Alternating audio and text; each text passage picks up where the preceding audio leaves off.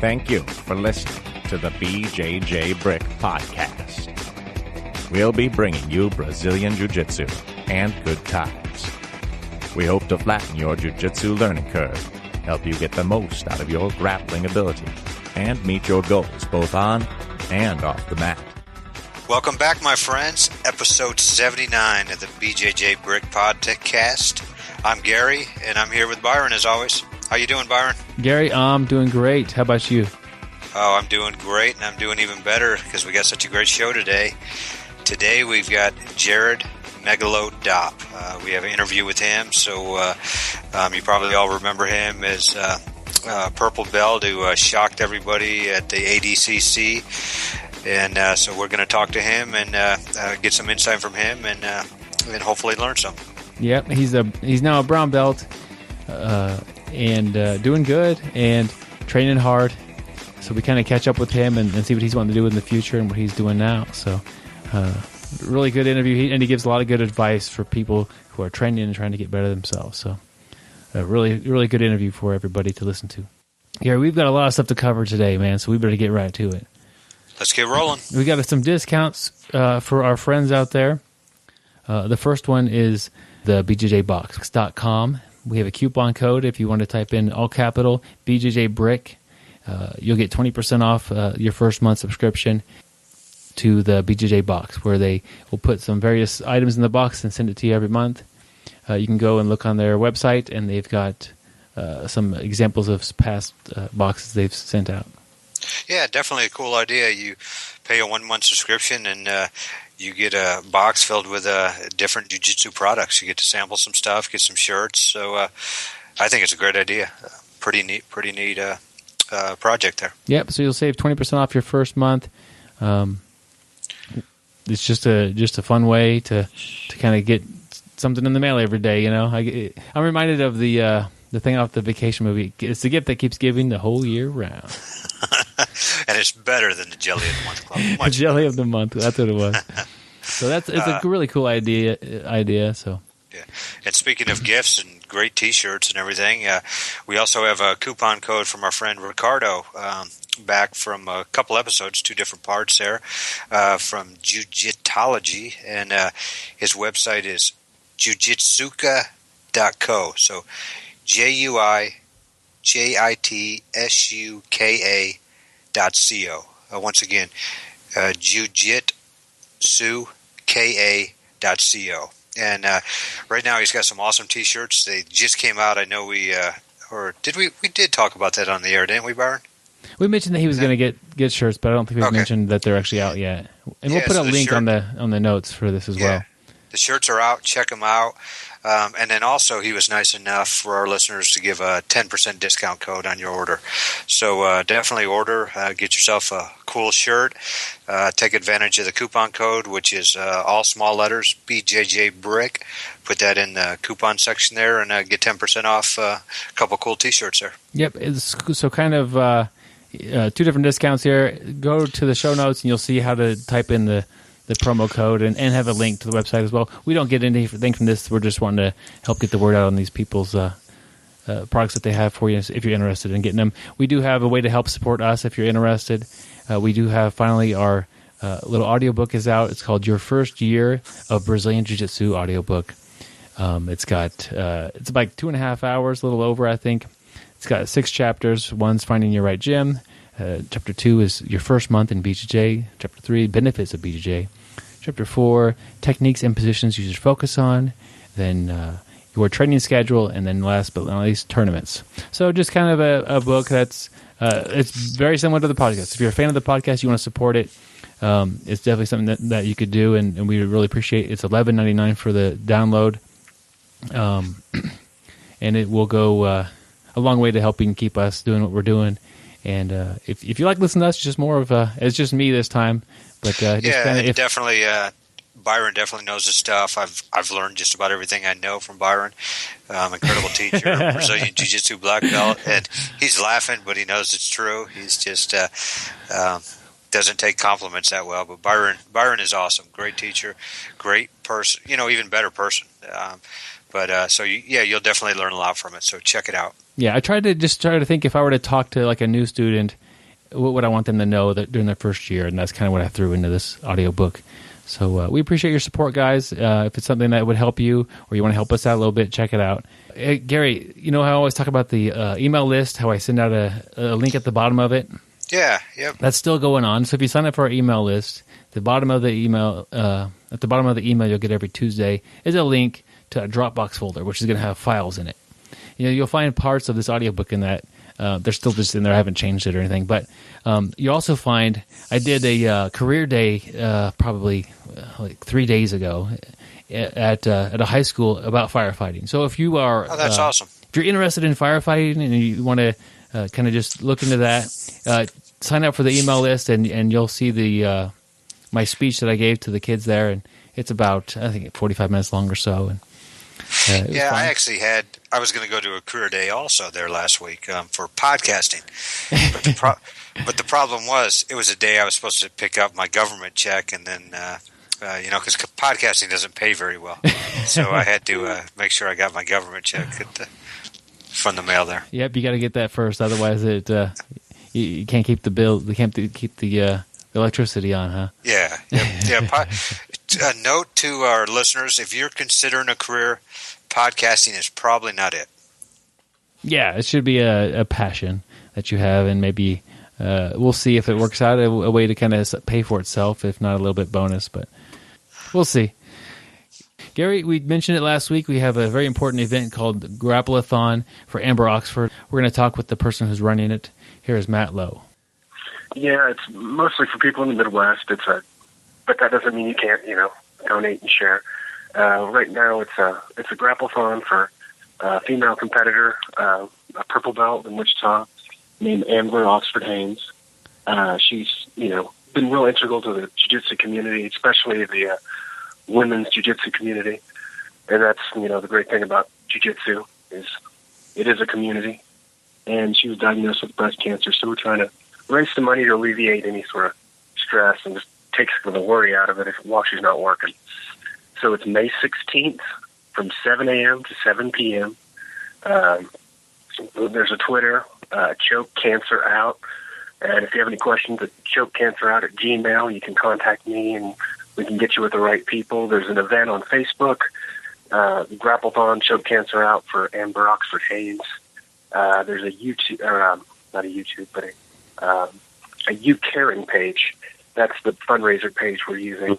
It's the same one that they used for the Shamako fundraiser when she had her epilepsy. So hopefully we can get enough interest generated. And if you can't attend, that's fine. Just feel free to $5 or $10, through PayPal on there.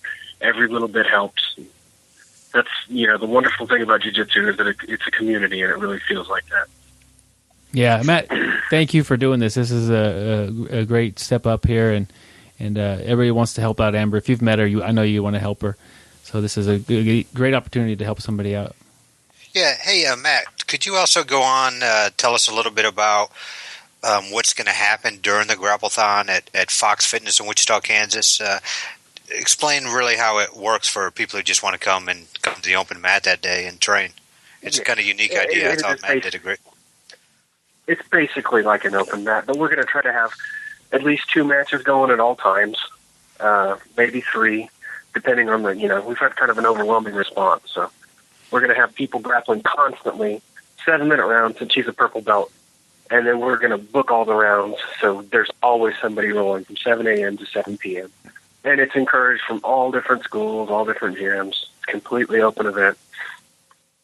But we're going to have, probably a bake sale, and I think I'm going to make some soap, and we're just going to do some various fundraisers. We've had really good help from sponsors like Rocktopus, AGF, the local tournaments, and Breakpoint donated a couple geese. So the one that donates the most money or does the most rounds, they're going to win something. So we're pretty excited about what the amount of support we've had locally. Yeah, that's awesome. I really love the idea. It's open 7 a.m. to 7 p.m. Just come on in, get your roll on. There's no points. There's no winners. There's no losers. It's basically everybody's a winner for showing up and helping out a great person. Absolutely. All right. Well, thank you, Matt, and thanks for jumping on here and sharing the message with us. Thank you, Matt. All right. Thank you, guys. I appreciate it. All right. Thank you for Matt Lowe hopping on here and sharing that with everybody and doing it. And, I jump on Facebook about once a day and look at people's posts and things like that. Everybody's got selfies. I do it. Gary, I don't know if you've posted some selfies or whatever, but that's what people do. They take pictures with their phone and you're at someplace cool. You take a picture of yourself and you share it with your friends. But it's like I'm thinking of that, and it's time to like turn that camera the other way and take the attention off of yourself if you're able to and donate to like Amber or to some other person other than yourself. Like it's not all about yourself anymore. Yeah. So that does make sense. So especially if you posted a selfie today or maybe this week, maybe you should help somebody else out, and it does make you feel good to try to contribute to somebody else's fight. So just wanted to throw that out there. Maybe encourage one or two more people to donate. So Gary, we've got a quote of the week here from our friend. We got this week. Yep, Vic Torres, the last week's interview. He's got a quote for us. So we'll go ahead and play that. My jiu-jitsu quote is, "It never gets easy, but always gets better." Just meaning that every level that you go, there's going to be somebody who's always better than you. You're always going to be somebody who's going to be on a different level than you to give you a hard time. And you could be on a brown belt or black belt level. It's still going to be, you're still not going to always, it's not going to be this easy ride. But every time that you roll, it's just an amazing experience with amazing people and exchanging techniques and just jiu-jitsu always gets better, but it definitely never gets easy. That's cool, and it's. I think that helps with encouraging people that I think a lot of white belts think once I get my blue belt, it's gonna be easy. I'm gonna understand what's going on, and that's not the case. Like there's a lot of tough blue belts out there that you're gonna have to deal with, and absolutely. Even if you have somebody's number for one day, you be some dude, and you thought like, damn, I'm on his level now, or I'm better than him. That guy's gonna crush you the next time. He's been thinking about that, and you guys just make each other better without even really knowing it. But just because you beat somebody one day, does not mean that you're at a level that person is going to come and try to get you. And it's just everybody's trying to get better, and it's just great. Cool. Yeah, I definitely like that. It never gets easy; it gets better. Yeah, I think it's you look at somebody, especially when you're a white belt or maybe a blue belt, and you see somebody who's been doing this for a little while, and you think that it's easy for them.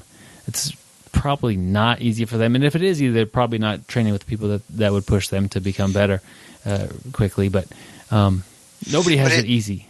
Yeah, keep that in your mind too. Like sometimes, have you just rolled with somebody who just dominated you, and you're like, "Oh man, I'm not as good as I thought I was," or you're down on yourself. Man, I'm going to use that saying right there. It doesn't get easy; it gets better.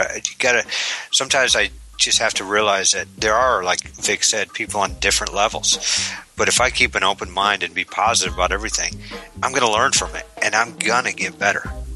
And it's I just got to keep that attitude right there. Well said, Gary. The music is telling us it's time to get on with the article of the week. It's not a jiu-jitsu article specifically, but I think it will help out your jiu-jitsu.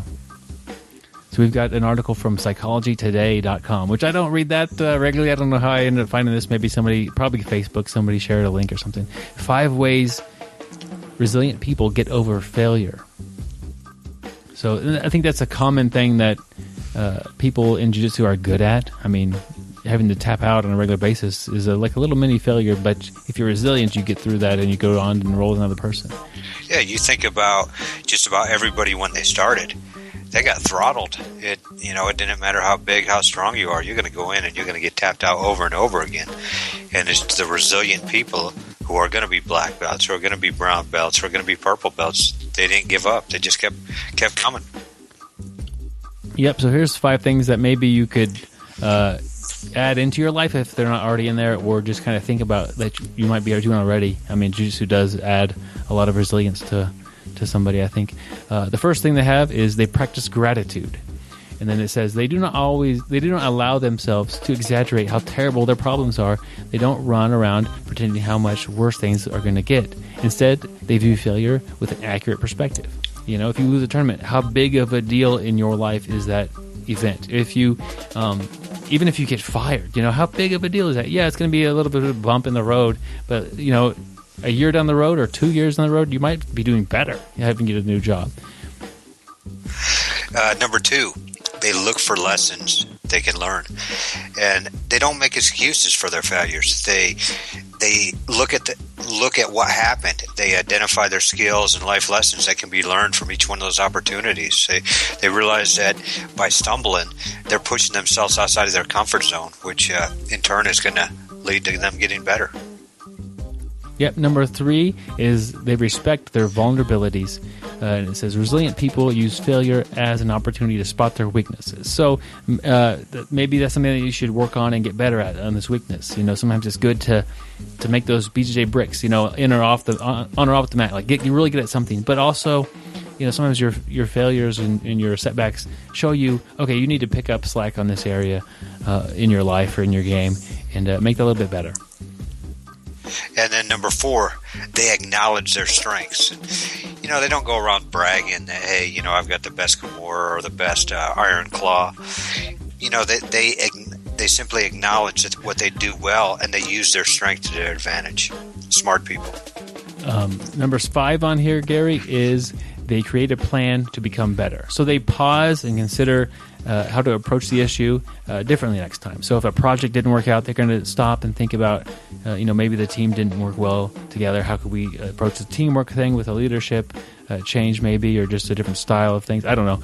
But they consider things, and then they try to make a new plan, and they're willing to change it a little bit. They don't want to keep doing the same mistake over and over again.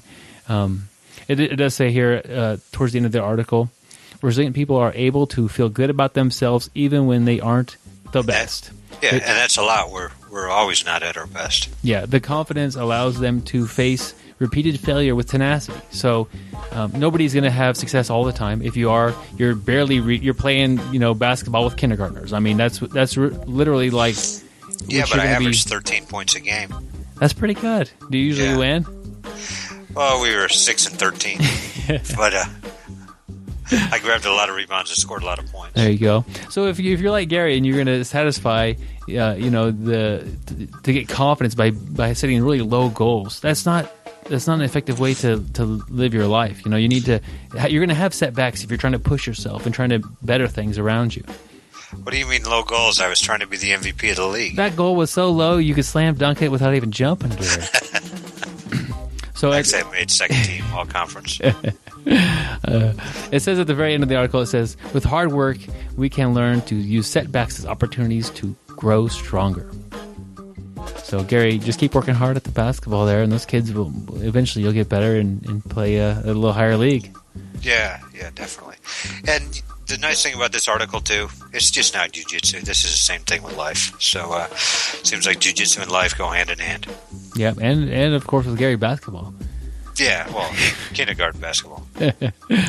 So, Gary, we've chatted about basketball and psychology a little bit today, and we're going to get into some very specific science things with Jared Dopp. It's kind of interesting. I just like to hear what people are doing, and a lot of his chemical engineering stuff is going to go over my head a bit, but it's just fun to hear like what else drives him other than just jiu-jitsu. So we get great advice for grapplers and for people wanting to compete and for kind of learn about how he accomplished so much in such a short amount of time of training.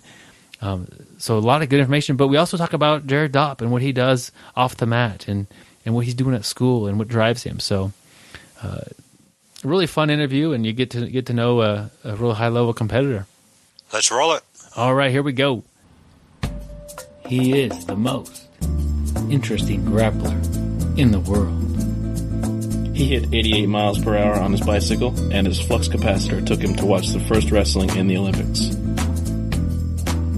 His tornado guard once left the referee homeless. He holds an impressive record in death matches, 58-7. He uses the Heimlich maneuver to prevent from tapping to a choke.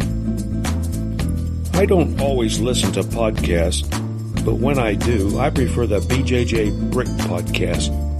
Go for the submission, my friends. All right, my friends, it's my pleasure to bring Jared Dopp to the BJJ Brick podcast. Jared, how are you doing today? I'm doing great. It's a pleasure to be here. All right, it's a pleasure to have you here. We're excited to hear what you've been up to in the past couple of years, and ever since your amazing run at ADCC, it was. I think you surprised a lot of people. But seeing how hard you've been working and where you came from and where you're training at, it really shouldn't have been that big of a surprise. You got such a great training environment there, and we're really looking forward to getting to talk to you and getting to know you a little bit better and seeing what you're going to do in the future. Absolutely. I'm more than happy to share that with you. Well, cool. Could you kind of introduce yourself to the audience if they haven't heard of you yet? Okay, yeah. So I'm currently a brown belt under Rafael Lovato Jr. in Oklahoma City, Oklahoma. I've won a couple world titles. Won it in the gi at blue, and then I've won blue, purple, and brown in no-gi world titles. I've won a Pan Am title at each belt rank, and I got fourth at the most recent ADCC in Beijing, China. I would say those are the big accomplishments that I've had. Cool. How long have you been training? I started taking it seriously about 4 years ago.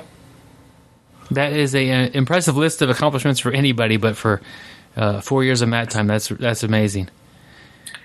Well, sometimes it's a little misleading because I actually did start in high school. So I think 2005 is when I was first introduced to jiu-jitsu. I just didn't really take it seriously, and I was in high school. I was playing football, running track, doing powerlifting, and then all this other stuff.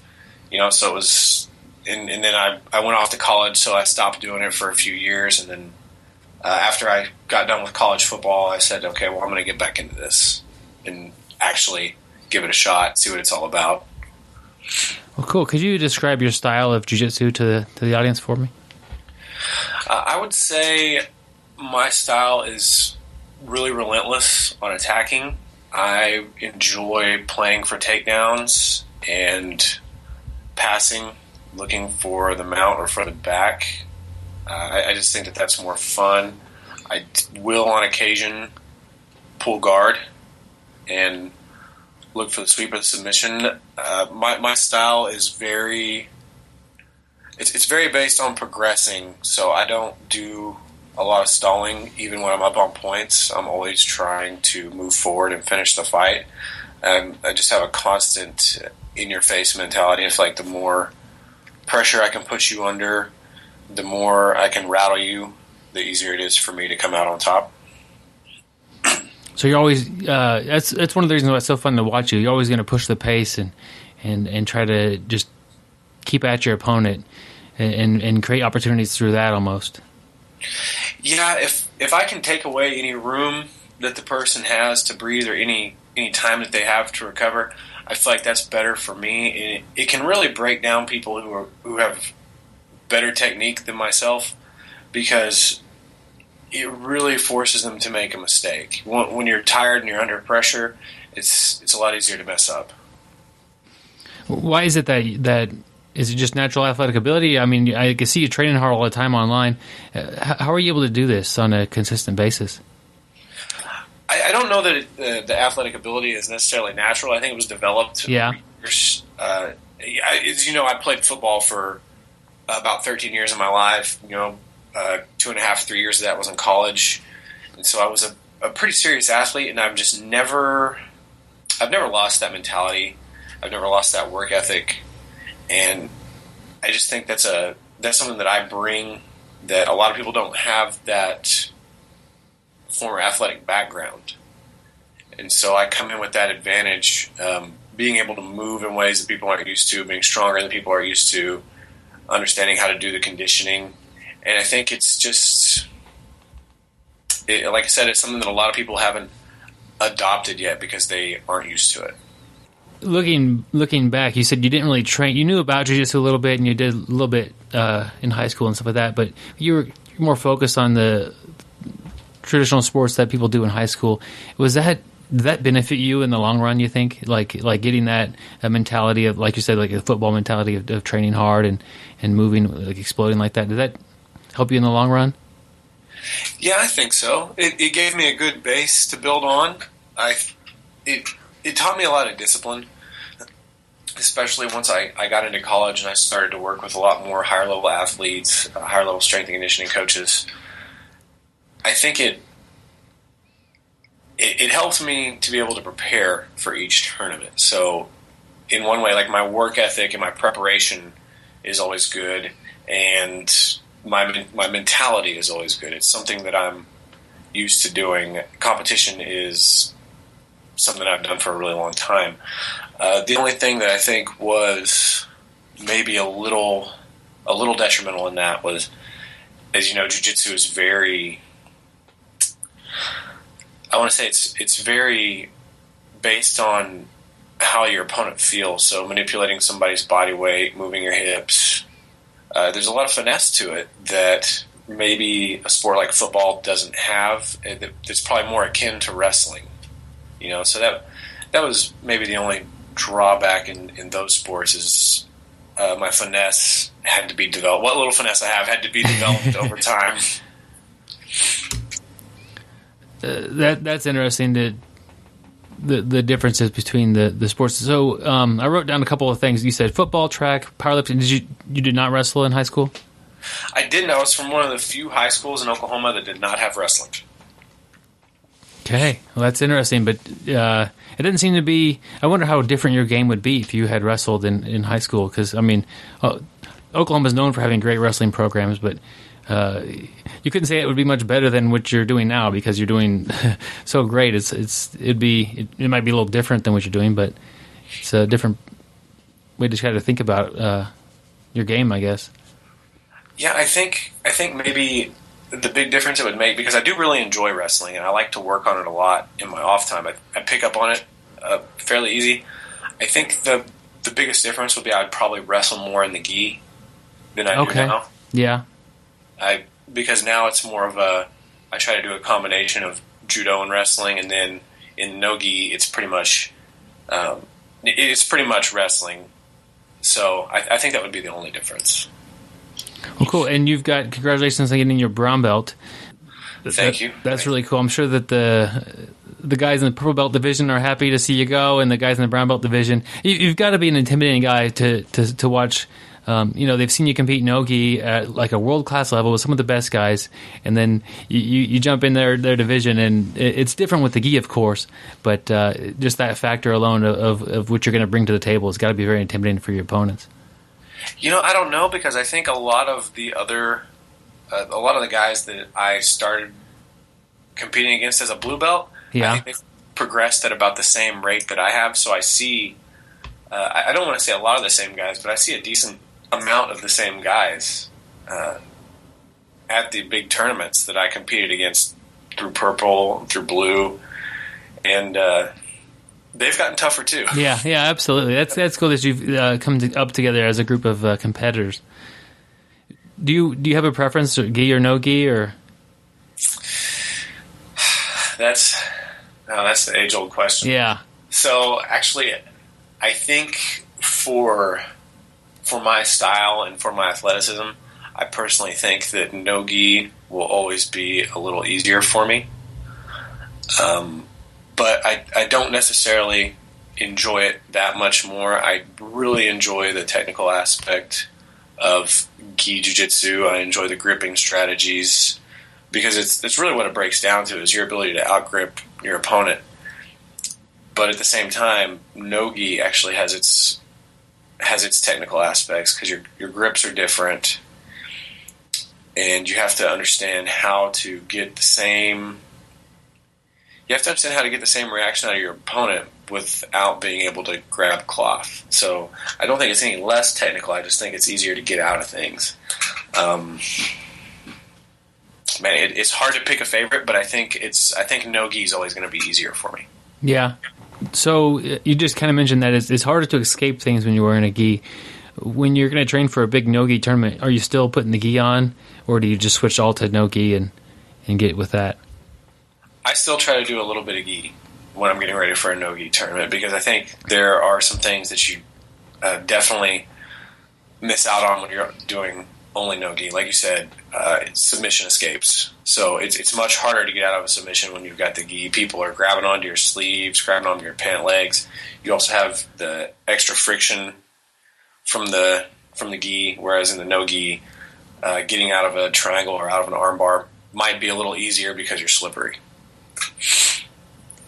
That makes sense. It's interesting to see different people's perspectives on training for certain events. With an event like ADCC, the rules kind of change a little bit every year. How did that affect your preparation for the event? The biggest thing was preparing for heel hooks and the 10 minutes. So I actually don't mind heel hooks, but we don't really heel hook each other much at our academy because it is kind of dangerous. You don't want to show new people that right away. And then the 10-minute matches, because when I went there as a purple belt, I had only been doing 7-minute matches. So 10 minutes was a new pace for me. I had to adjust to that. But what's really unique about ADCC is the first half of the match is no points, and the second half of the match, points are allowed.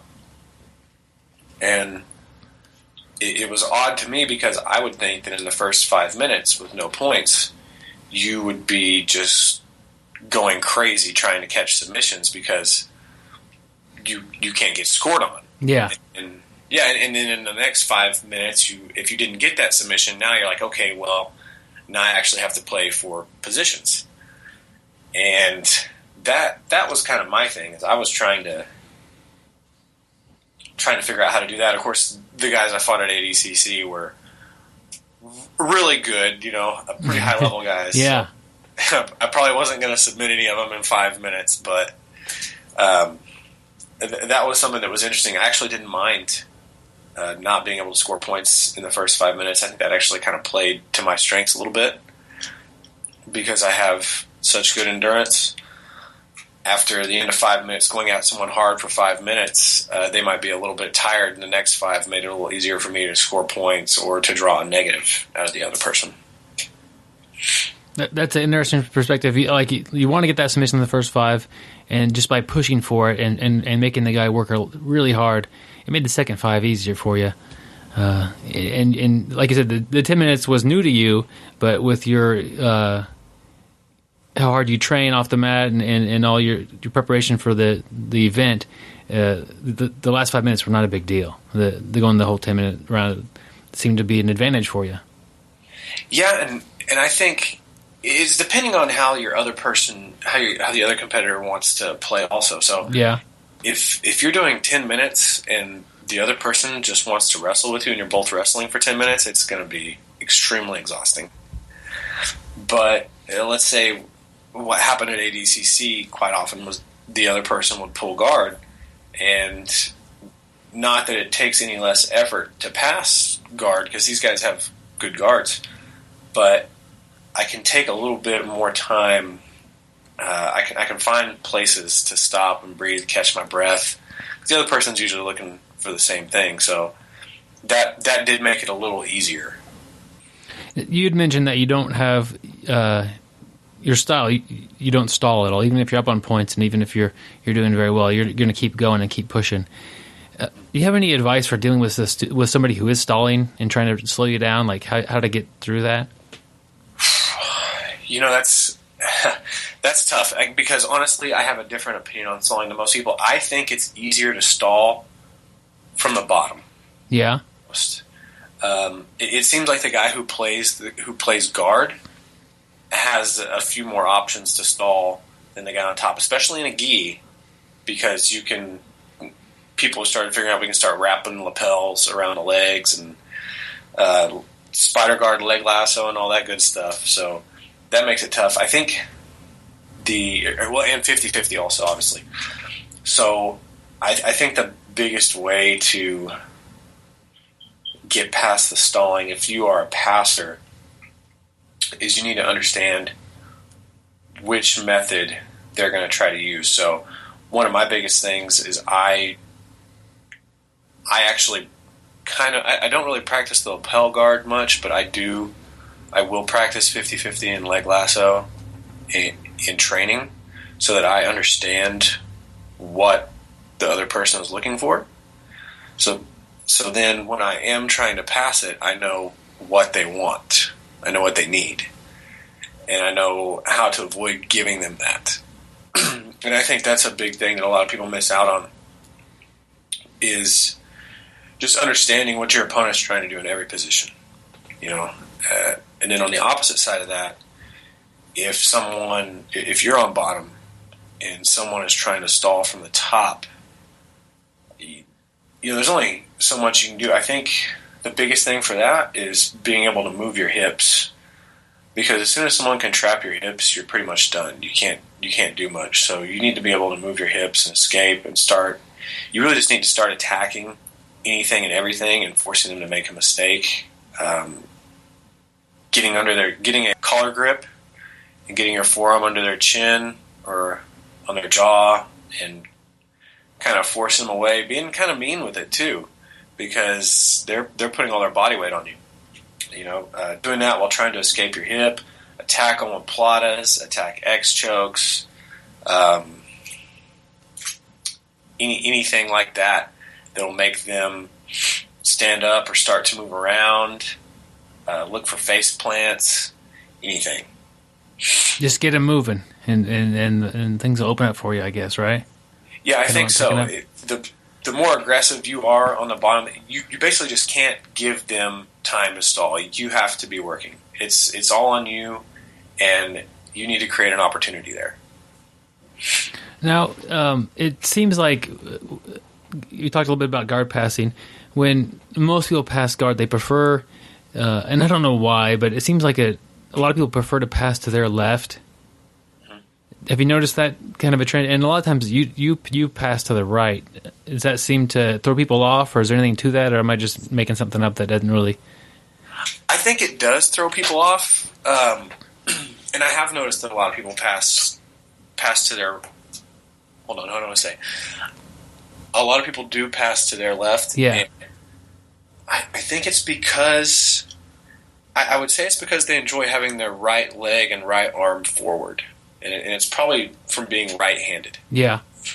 And it also seems that when people are playing guard, they're not as good playing on their right side, because then their left hand is dominant. But it seems like it's changing up. A lot of people are good playing on their right side now. But I actually like to pass whichever way works. Yeah. So I practice everything on both sides, when I'm passing and when I'm playing guard. And a lot of times, passing to the right is what gets the job done. And I think you see, Rodolfo passes to the right a lot. He'll pass both sides, but he has a lot of success passing to the right. And one of my good friends, Dara O'Connell from Ireland, he loves to pass to the right, and he is hard to deal with. It just seems like my half guard. I don't go half guard a lot, like voluntarily. I sometimes will end up there as they're trying to pass. I'll go half guard, and that's fine. But if they're passing to my right, so they're doing the typical pass to their left, or hope we're not getting too confusing with this, but they're passing the normal way, my half guard's decent. Now, if they pass the other way, my half guard's almost non-existent. I haven't developed that because most people don't pass that way. And watching you pass guards, and then when you pass to the right, it seems like it seems like it throws people off sometimes. And just the ability to threaten both sides versus just the one seems like a good thing you have going for you. Yeah, I think it's really helped me out with my passing, and it does seem to rattle people a little bit. And I think that's just because when you go to class, everything is usually taught on one side. Yeah. And that's the thing. A lot of people will just get repetitions on that one side. They won't get repetition on the other side. And I think I would run into a lot more problems passing to the right if more people drilled stuff that way. Yeah, absolutely. I think you're right. We kind of I forgot to mention it at the beginning. I wanted to bring that, but you're a student going to college for engineering. Is that correct? Yeah, I'm a full-time student at the University of Oklahoma, pursuing a bachelor's in chemical engineering. Chemical engineering. Are you? I'm guessing you're one of the tougher guys in that branch of the school. Not a whole lot of chemical engineers that are going to ADCC and winning tournaments on the weekends. That's pretty impressive. I haven't met another one yet, but I have met a couple of athletes in the program. Well, cool. How now? What year are you in your education? Well, actually, I already have a bachelor's in chemistry. Okay. And that took 5 years. But I'm in my junior year, the last semester of my junior year in chemical engineering. So I've had a total of 6 years of college so far. And how is it? Could you give me some insight on what it's like to become like an athlete, world-class athlete, and then a full-time student at the same time? Yeah, it's kind of tough, actually. I really, I wish jiu-jitsu was a school sport sometimes, because a lot of people watch, you watch college football, you watch college basketball, wrestling, whatever, and a lot of people want to compare jiu-jitsu as a sport to these other sports, and the difference is that if you play football for the University of Oklahoma, as I played football for Midwestern State University, you go to class in the mornings, typically. Sometimes you have evening classes, but that's pretty rare. And you go to lunch, and you have practice from, let's say, 3 to 5. At least 3 to 5. And you'll do that Monday, Tuesday, Wednesday, and probably Thursday. So you've got 2 hours of being out on the field and going through repetitions. You also have your strength and conditioning that you may have done some other time during the day. And I think that's the difference. So for me, I go to class. Engineering is a rather tough discipline. We have... I don't know if other people know that. I used to think it wasn't, but I started doing it, and it is. They give a lot of homework. I don't want to say a lot necessarily, but the homework that you get requires a lot of detail. It requires a lot of time. Yeah. We also get a lot of group projects, and those are very strict. We have to provide a lot of content for those.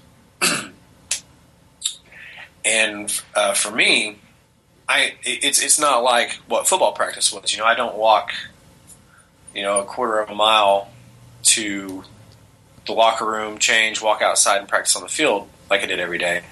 For me, I have to drive a minimum of 30 minutes into the city, because the University of Oklahoma is in Norman, and our academy is in Oklahoma City. So it's at least a 30-minute drive to the city, and then a 2-hour class, and then a 30-minute drive back. And those are all minimums. Those are all ideal situations. Yeah.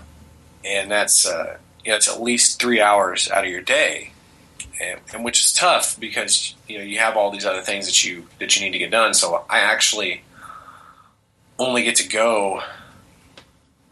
I actually haven't got to go to jiu-jitsu this week. I'll only get to go on Saturday this week. So, but typically I try to make it twice. I try to make it Wednesday evenings, and then I try to make it Saturday for competition class, which is it's kind of rough, because during the week is when you typically do your good technique work and you get your good drilling in, and then on Saturdays is where you have your more competition style, where you're doing position specific drills, you're doing rounds from the feet, all kinds of. It's more to simulate a competition. So that makes it kind of tough, and another reason I can only make it once during the week also is classes at a certain time every night, right? Yeah. If you can't make it then, let's say you had free time at lunch. Well, there's not a class. If there's not a class at lunch, then you can't make it. And I think that's something a lot of people don't get, is because during spring break I was out in California. I stayed in San Diego for a week after the Pan Ams, And something that I saw while I was out there, I trained at a couple places, and there are so many different training times that you could go to. Yeah. And I don't know why it's so different out there than it is here. I think maybe you have a little more freedom with your jobs and over lunch out there. And in here, in Oklahoma and the Midwest, all your classes are either offered really early in the morning or later at night. There's nothing in that midday time. And I think that's something a lot of the majority of people in the jiu-jitsu world don't know about. But in my free time, when I can't make it to jiu-jitsu, obviously I still do I go to the gym on campus and I lift. I try to get an hour or two of strength and conditioning in 4 days a week. So, and really the facility, it's almost like a wellness center facility. So I don't really have all the good stuff that I had when I was preparing for ADCC the last time, but I do what I can to make it work. So one of the benefits of your diligence about off-the-mat training is that it sounds like you're able to do that anytime that is convenient for you, opposed to the jiu-jitsu class. You need the class. You need the people to be there for you, opposed to just when you have free time, you can go lift and go train. What else are you doing off the mat to get to stay in great shape? That's really about it. I try to participate in as many athletic events off the mat that I can, and actually, not very many people know about this. I actually have only told a handful, but OU has a club rugby team. Yeah. That I actually went to a couple practices and did a team scrimmage at the beginning of the semester, and I was going to try to do that, and it was a lot of fun. It was a ridiculous amount of fun, but I just didn't have time. Yeah. I just ran out of time, and it's also I could see injuries happening in that. Just this week we had our first intramural soccer game. So they have intramural sports all year round. I suck at basketball, so I'm not going to do that one. I'm not very good at softball, so I won't do that one either. Soccer, I don't know much about soccer, but I can steal the ball from somebody and kick it to someone from our team. Yeah, and the running is good for you. Yeah, exactly. Those guys run all the time. A lot more running than I would get normally. Yeah. So we have a team for our school's chapter of American Institute of Chemical Engineers. So you have a lot of engineering nerds out there playing soccer against whoever, whatever other team came together, and it's actually a lot of fun. But it's a really good way to stay in shape. Yeah, anytime you could, and that's one of the great things about jiu-jitsu. If you could have fun and train, and you're going to have a way to stay in great shape. If it's boring to you or you dislike it, you're not going to stay in shape. You're not going to stick with that sort of thing. Oh yeah, I think that's something that actually, I think that draws people to jiu-jitsu also, is because it's kind of fun. It's not monotonous. Yeah. There's always something happening, something new. You're learning something new, whereas some people, they can't get into running because you just run into them. That's boring. Yeah. Just out of curiosity, why did you choose chemical engineering? What was the passion behind that? Well, I was actually... I was leaning a little more towards it because I had a degree in chemistry, and I knew a lot of chemical engineering. A lot of the classes coincide with chemistry. Not all of them, but they have to take a lot of the same classes that chemistry majors do. I was actually considering doing petroleum engineering, but I'm not that interested in oil and gas. Yeah. And it's petroleum engineering is also kind of further away from the kind of research. Like if I go into research, petroleum engineering is further away from the research that I would like to do. Chemical engineering is a little closer to chemistry, a little closer to what I'm into. It has a good balance of physics and math and all the things that I really enjoy learning about.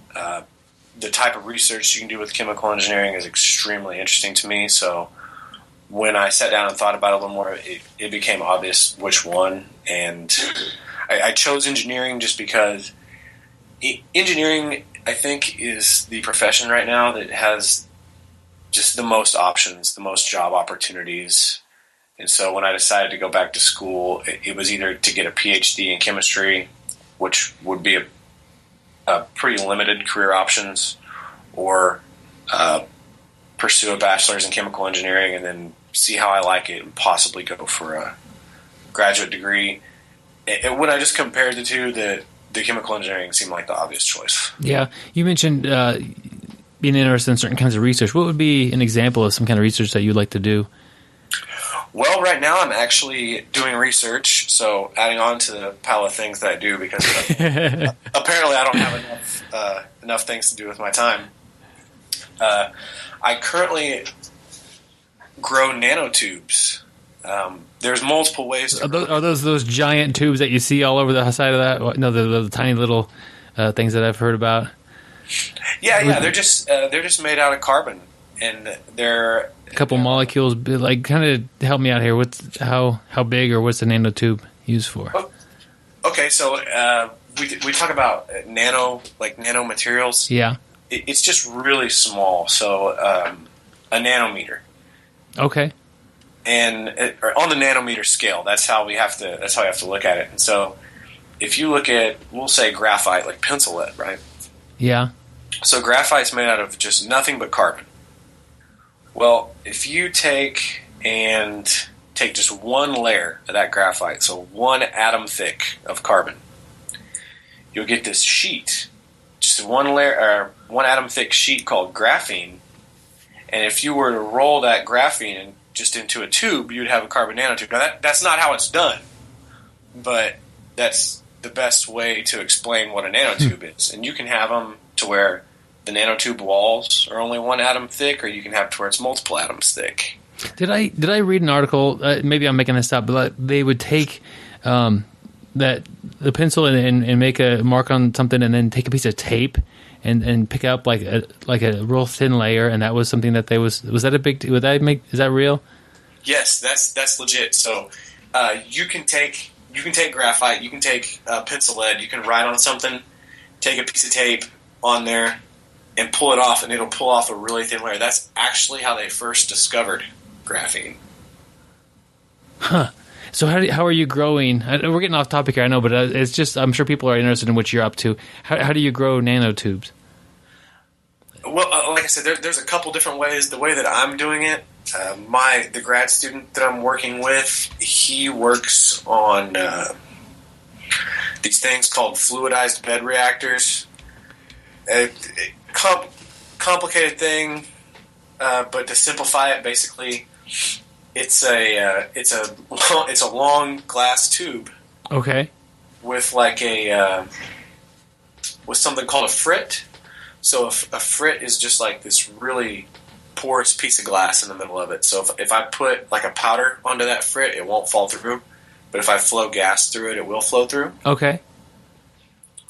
So we take the stuff that glitter is made out of. It's called mica, and you can make glitter out of that. Well, we treat it with iron and cobalt in order to get iron and cobalt between the layers, because mica is actually a layered material. And we put it on a frit in this tube. We put it in an oven, and we heat this oven up to around 700 degrees Celsius. And there's a lot more steps to this, but I'm just trying to give you the gist.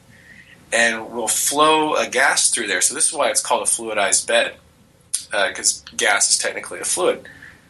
And we'll flow gases over this mica that has the cobalt and the iron in it.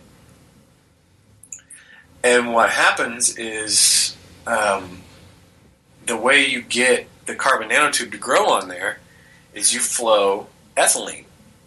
Well, ethylene is a gas that is just two carbon atoms double bonded to one another, each of them with two hydrogens sticking off the end. And at the right temperature, those bonds will break and it will no longer be a gas that will form a solid on that iron and cobalt. And you literally grow a nanotube from that gas. So you grow a nanotube out of air, essentially. I'm thinking, you're way beyond what I'm able to conceptualize, but it's kind of like a crystal would grow. You're using the right things to make a nanotube kind of grow in the air. Is that, I don't know. Yeah, so whereas a crystal usually comes out of a lot of times you can make a crystal grow out of a liquid. Yeah. It's like if you had salt, just normal table salt, and you put it in water, as that water evaporates, you'll see these crystals start to form. For this, it's just I'm flowing the right gas over this iron and cobalt, and that gas will just deposit carbon. Okay. On there, and then you just the more carbon it deposits, the longer the nanotubes get. Oh, cool. What are these? I know like these are going to be like the big thing in the future. What are they going to be used for, or what is the prospects for these? It's tough because they're not cheap. Is the problem. But you basically have two types of nanotubes. You have nanotubes that are kind of like metals, so they're really strong. I don't know if one of the biggest things that they've been talking about is that nanotubes are stronger than steel. Yeah. I don't know how they test that. I'll be honest with you. But if you have the nanotubes that act more like a metal, you could use they're really light. So you could use them in car bodies. You could use them on the fuselage of airplanes and the wings of airplanes to keep the material light, but to keep it strong. You also have the type of nanotubes that are more like a semiconductor, and those are really useful in things, computers, calculators, phones, things like that. And that would be the next step for those kind. I'm not sure when this will happen. They need to find a cheaper way of producing the nanotubes. Yeah. But they might be the next big change, or maybe a couple of the changes before then. But they might make a big change in cell phone technology or anything like that. Yeah, that's the big thing. A lot of the times, like where the research and the implementation, there's usually this big gap because, like at a university, you're just trying to solve a problem and you're trying to find out the best way or the coolest way to do this. And in an industry, they want to know the cheapest way and how to mass produce it. So you have to try to find a way to bridge that gap. Yeah, there's a gap there. I always ask when I'm talking with somebody about what they do on the side, is there any way that you've been able to relate either being a student or studying these things to jiu-jitsu and kind of see any sort of weird correlation between the two? You know what? Actually, yes. I think it's something a lot of people miss. So combative sports, grappling sports involve a lot of physics. Yeah.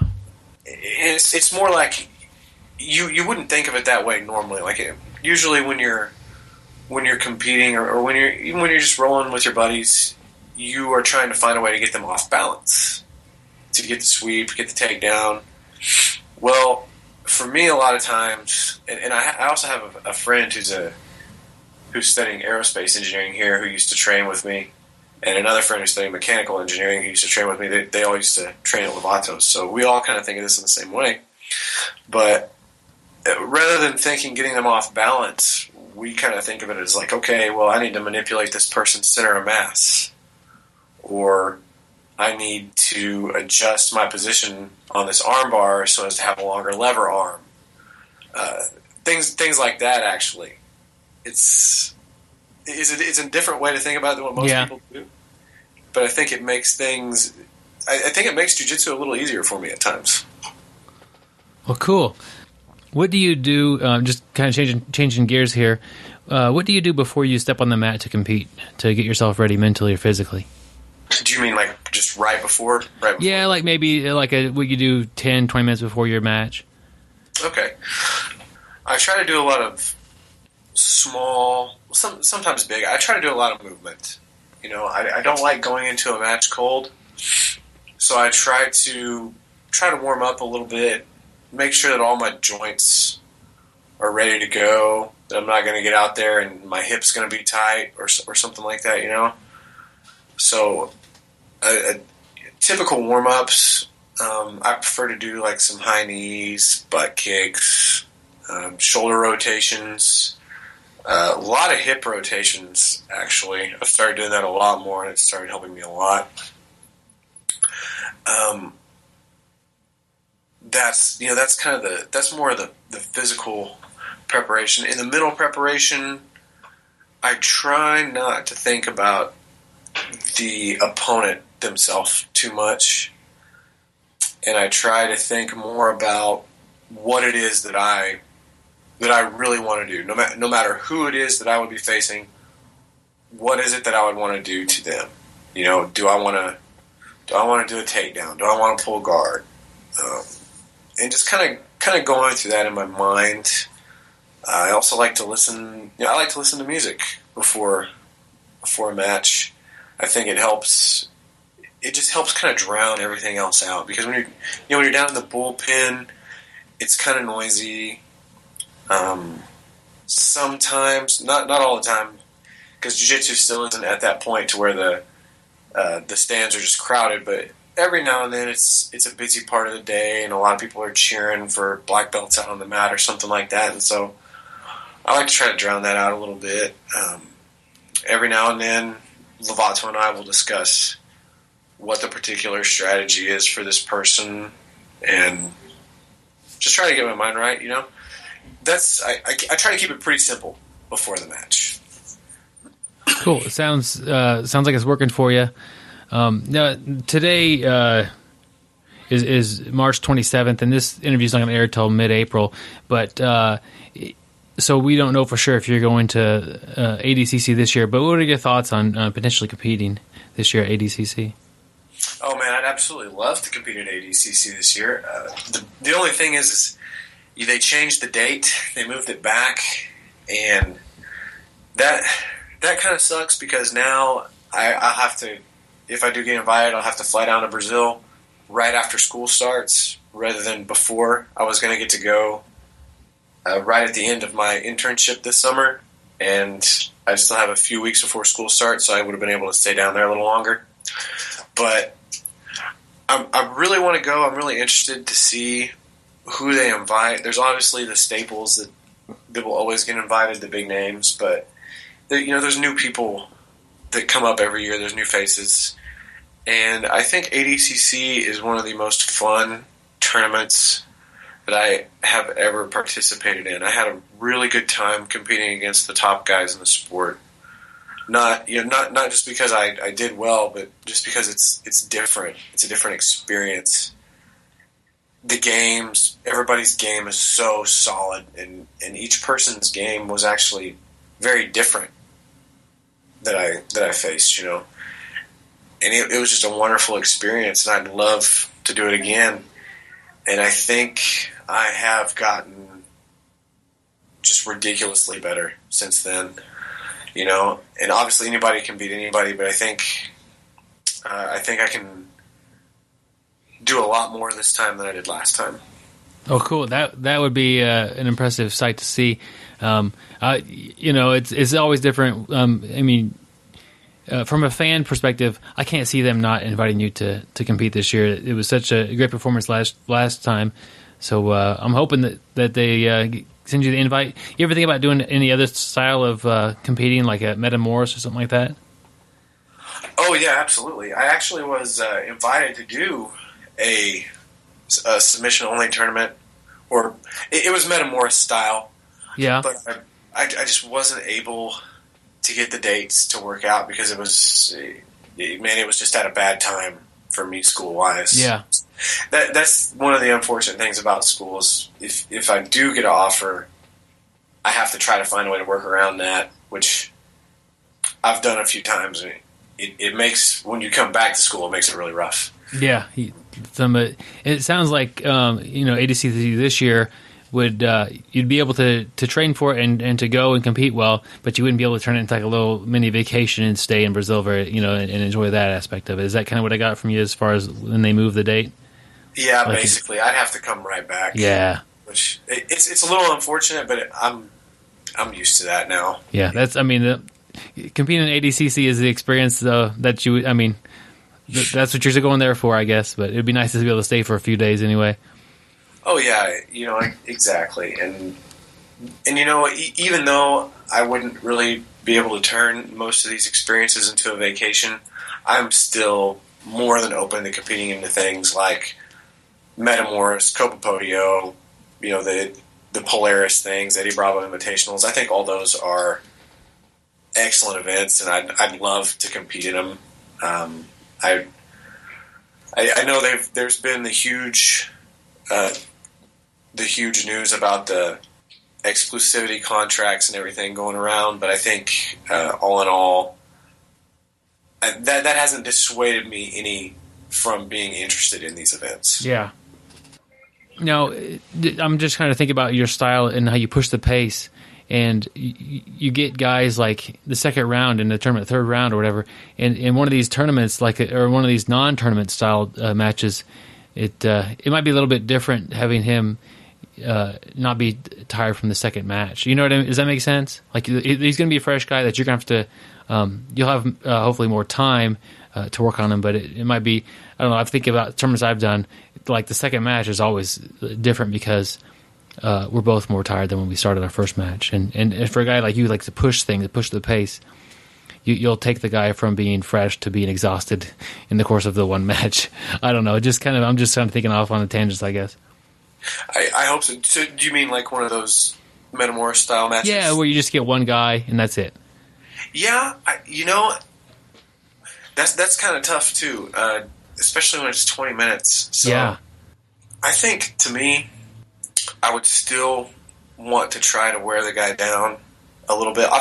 Obviously, I'm trying to catch them in a submission, and my strategy might change a little bit because when points don't matter, it makes things kind of tough. But I still think that there is a big importance in getting and maintaining good positions. Yeah, but how you mentioned, but when points don't matter, in the first half of the ADCC, it's easier to wear them down and just kind of work for a while and not worry about the points.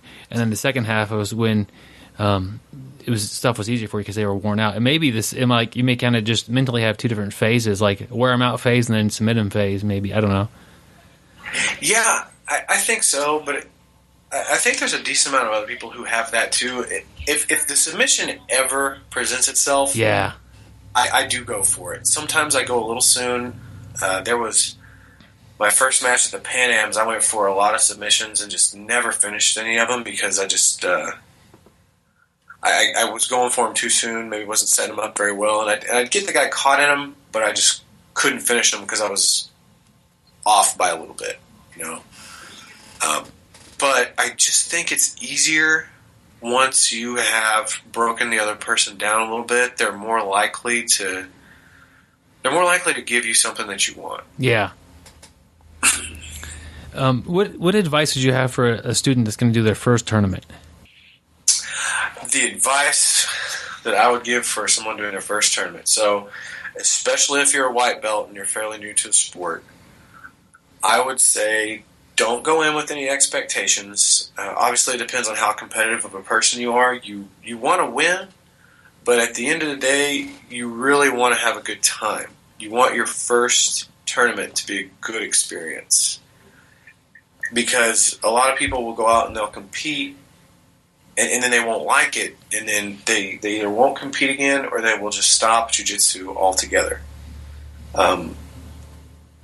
Just be prepared for not necessarily prepared for anything that could happen. You're not at that level of training yet, but just be prepared in your mind for something unexpected happening. Do not cut weight for your first tournament unless you're just right on the edge. That's not something that you want to start that early. I actually I very strongly disagree with the way a lot of people cut weight now, actually. But yeah, for your first tournament, don't cut weight, and just be focused on having fun. When you do go out there, know how the points are, know how the rules are. But if you see something, go for it. You know? Yeah. I think that's something important for new competitors to realize, and then if they like it and they want to start taking it more seriously, then they start hammering down more on what their strategy is going to be and how to play the game. Cool. Well, you kind of teased me there with the weight cutting thing. How do you feel about weight cutting? How do you like to do it? My thing about weight cutting is I'm so much bigger than most other competitors. You know, most jiu-jitsu guys are what do you want to say, lightweight? Yeah, I think there's a ton of people like 160 to 180. I mean, probably even lighter than that. Yeah, that's a big group of people. It's typically I don't want to say a smaller person's sport, but my thing for me is I used to walk around a little lighter than I do now. Now I walk around at about 220, 225, and I usually do super heavy, and so I need to weigh 222 in the gi. So I need to lose anywhere between 5 to 10 pounds. Well, that's not a big deal for me because I'm so much bigger. If you have someone that weighs 160, 170, they need to lose 5 to 10 pounds. It's a big difference because I can just go in the sauna and I can cut that, and that's no problem, you know. So if you look at me and you say 10 pounds out of 225, that's a really low percentage of my total body weight. I think that's close to 4%, 5%. Yeah. But if you look at 10 pounds from somebody who's 160, it's a little bit higher. And I think that takes a huge toll on those guys, and they also start to cut, and they just cut their calories, they cut their food intake by so much, when really it might be better if they were to just increase their conditioning and then slowly reduce their calories or change what they eat. You know, it's I just don't agree with how much people try to cut to make that lower weight when I don't know that they would necessarily do better at that lower weight. Because I know some guys that'll cut the weight and they just feel horrible the whole time. They go out there and compete. Maybe they do well, maybe they don't. You can just see it take their toll on them. They're exhausted. They don't compete like they train. I just think it's detrimental to their performance. And that, I think, you know, your advice to the first time student competing was to, you know, try to enjoy the experience as a whole. And cutting weight is generally not an experience that one would enjoy anyway. No, I think especially if you're a first timer, if you're like 2 pounds over, yeah, then yeah, okay, go ahead and go down to the next weight class. You're probably not going to feel that. Yeah. But once you start getting 5 pounds and more over, depending on how much you weigh, you know, yeah, if you're a super heavyweight, go to the sauna and sweat out that 5 pounds. That's no problem. But if you're a lightweight, I don't know if I'd do that. You know? Cool. Well, let's say you've got a friend who's starting jiu-jitsu and they're enjoying it. What would be a good goal for anybody their first year of training jiu-jitsu? I think a good goal in your first year of training would actually be to go ahead and do a competition and see what it's like. Obviously, you'd like to try to get promoted as much as you can in that first year, but at the same time, you don't want that to be your focus. So I would say that definitely the goal is go ahead and get a competition in at the end of the year, not nowhere near the beginning, and see how much you can get promoted just by having fun with it. Not taking the promotion too seriously, but just by having fun with it. Cool. Do you have any sponsors you would like to thank? Yes, actually. Do or Die has supported me through thick and thin. They supported me when I was doing jiu-jitsu full-time there, and they kept supporting me when I told them I was going to go back to school, so I really appreciate them. They do a lot for me. A recent addition is True Nutrition. They're a supplement company. Also, they're actually just a mile away from Do or Die. But I really like their products. It's been really helpful. They have a very high quality. I visited their facility while I was in San Diego, and it was amazing. I really like those guys. Well, cool. How can somebody keep up with you and follow what you're doing? If you want to keep up with me, honestly, I would follow me on Instagram, and so that's at Megalo Dopp, and there's actually an interesting story behind that name. Or check me out on Facebook. I have an athlete page, and I have my normal page. I would say Twitter. Twitter is also at Megalo Dopp, but I really don't post a lot to it. I don't know why. I just don't really do a whole lot on Twitter. I hardly ever check it. Well, cool. I'll put all those in the show notes for somebody to find easily. I got to know, what's the interesting story behind Megalo Dopp? So Megalo Dopp is a nerd thing. All right, that's one of my school deals. So sitting around with a bunch of my school friends, they actually all did jiu-jitsu, but they'd all went back and went to college again, and we were actually talking about, I believe we were talking about the ocean and how the ocean is like just a cruel, cruel world, right? Yeah. Talking about the creatures that live in there, and I threw out the idea of the megalodon shark. Yeah. Yeah, that old school shark that just destroyed everything. And one of my friends were like, "Oh, dude, we should call you Megalo Dopp." And now I've been in love with it ever since. That's cool. And it takes me to remember the your shark on the mat, like the water. I'm butchering the analogy, but most people don't know how to swim, and you're a shark in the water. You're Megalo Dopp. That's cool. I like it. I think that's one of the reasons why I really liked it, was because of that quote. Well, cool. Hey, man, it's been a pleasure talking with you. Looking forward to seeing you compete this year. Hopefully, we'll see you in ADCC. We'll try to keep in touch with you and get you on some other time. It's been a lot of fun. Hey, awesome. I've had a great time. I really appreciate it. All right, another big thank you to Jared Dopp, and he's under Rafael Lovato Jr., so we've also interviewed him. So if you want more similar ideas and philosophies, they are from the same, cut from the same cloth, maybe. I don't know what it is, cut from the same gi. So yeah, I like that. If you haven't heard Rafael Lovato's interview, that's definitely something you should check out. And it's up on iTunes or Stitcher Radio, wherever you download your podcasts at.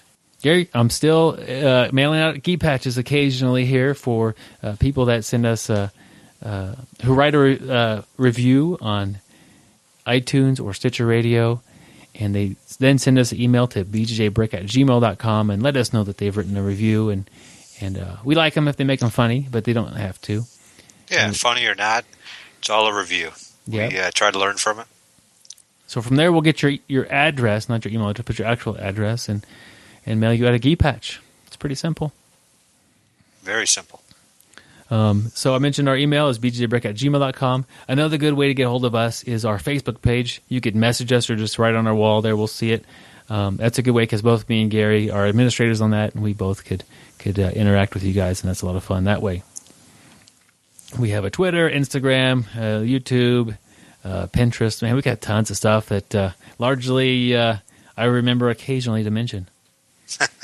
Yeah, we forget about that.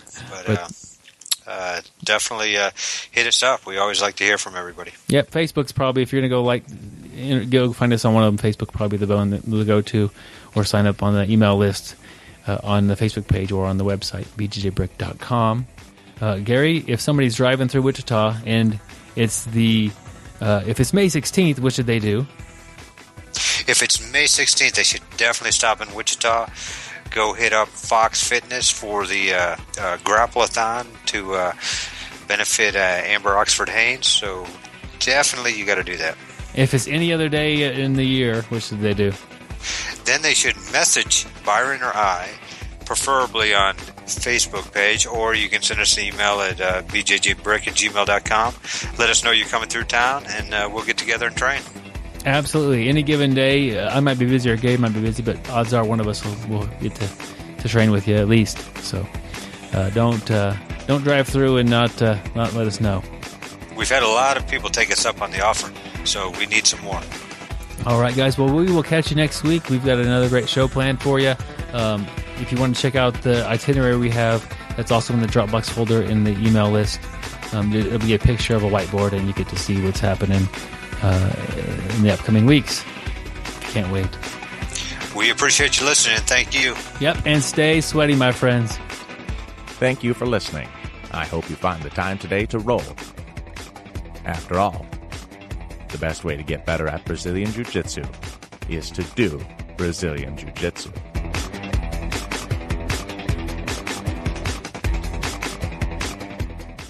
Gary, we've got... okay, let's get Matt Lowe on the line before we do our quote. Okay. I'll try to throw out a little throw out. Gary, we mentioned it last week. We have a very important event called Grapple-a-thon for Amber Oxford on. We're going to talk with the person who's running it. Here is Matt Lowe.